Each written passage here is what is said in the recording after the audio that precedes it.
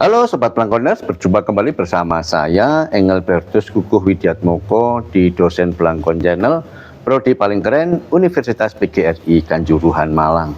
Pada kesempatan ini, Dosen Pelangkon Channel kedatangan tamu yang istimewa. Mengapa istimewa? Karena beliau memiliki kompetensi terkait kebencanaan. Sebelum melanjutkan perbincangan ini, tetap dukung Dosen Pelangkon Channel, like, comment, subscribe, dan share. Oke, mari kita sambut narasumber kita, Dr. Wito. Assalamualaikum, Dr. Wito. Waalaikumsalam, Pak. Sehat? Alhamdulillah. Alhamdulillah. Sobat Pelangkoners, bangsa Indonesia, negara Indonesia sangat dekat dengan bencana, mulai gempa, banjir, gunung meletus, dan lain sebagainya. Menurut pandangan Dr. Wito, bagaimana pendidikan formal berkontribusi mengantisipasi, memitigasi bencana? Sebetulnya untuk pendidikan mitigasi bencana itu sudah lama berjalan, Pak Kukuh. Sudah lama ya? Sudah berjalan kira-kira 3 tahun yang lalu. Jadi mulai dari jenjang PAUD, TK, SD, SMP, sampai ke SMA. Cuman masih belum menjadi mata pelajaran, hanya mata pelajaran muatan lokal masuk di materi gitu. Nah, yang sering kita lihat, maksud saya, yang sering kita lihat sekarang itu yang paling kenceng mengimplementasikan materi mitigasi bencana itu kan di PAUD. Di PAUD ya? PAUD itu sering melaksanakan kegiatan simulasi mitigasi bencana.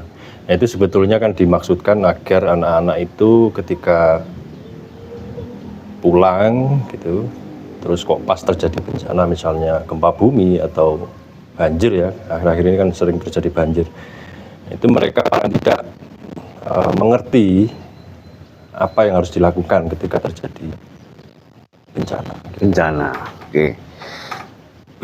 Jadi mulai PAUD ya, Prof ya, untuk mitigasi bencana. Kira-kira apa penjelasannya terkait dengan simulasi tadi itu, kok menarik itu?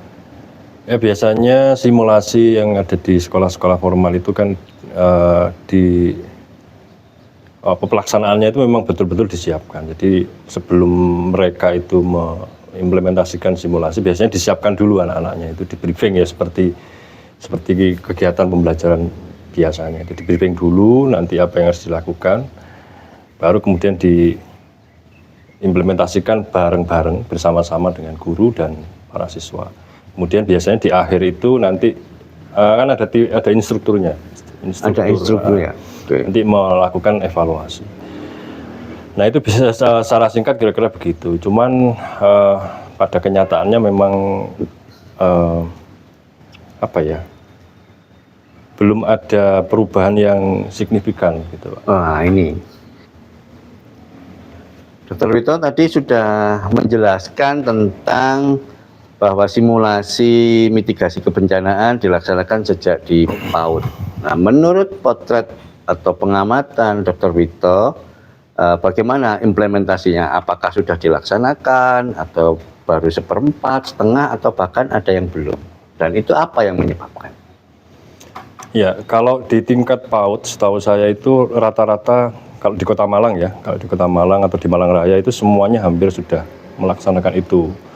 Cuman untuk jenjang-jenjang yang lain seperti terutama di SMA, nah ini belum sampai kayak yang di PAUD gitu. Jadi kalau di SMA itu masih sebatas pengetahuan. Jadi guru hanya mengajarkan materi tentang pentingnya mitigasi bencana, apa yang harus dilakukan ketika terjadi bencana, tapi tidak dibarengi dengan simulasi. Gitu. Simulasinya. Nah, mengapa itu sampai belum terjadi gitu, Prof? Ya mungkin ini ya, nggak mungkin ya.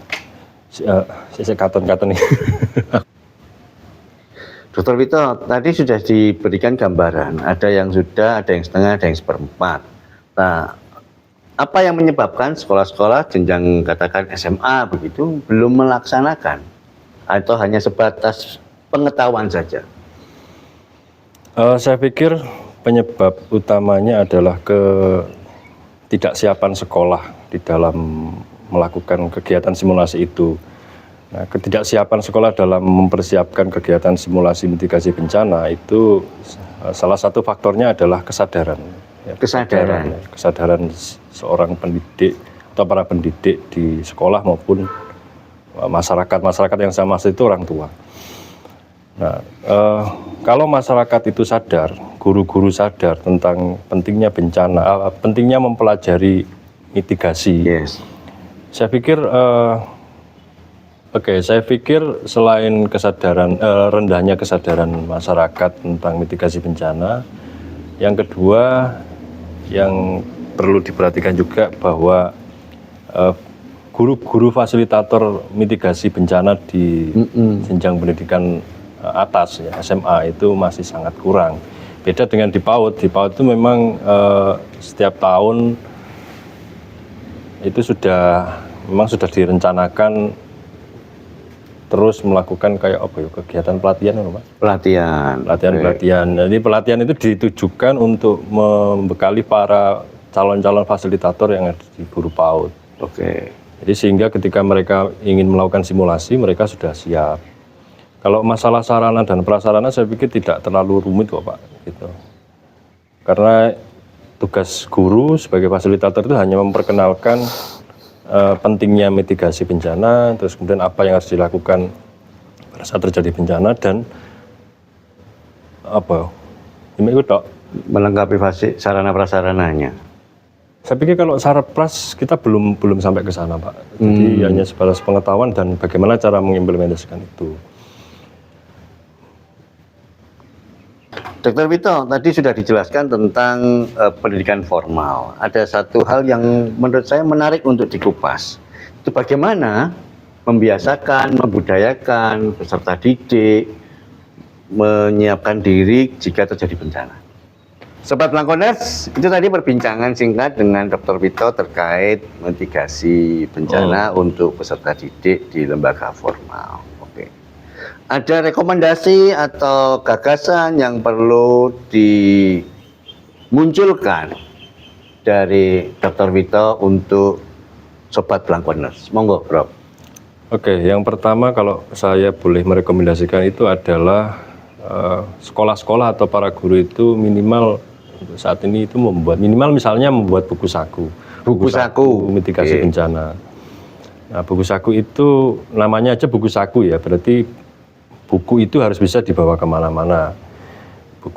Isi buku itu isinya apa ya? Isinya itu ya simple. Sesuai dengan jenjang pendidikan anak ya. Tapi ya tidak terjadi. Yang pertama rekomendasinya membuat buku saku. Lalu yang kedua local wisdom. Ada yang ketiga, Bro?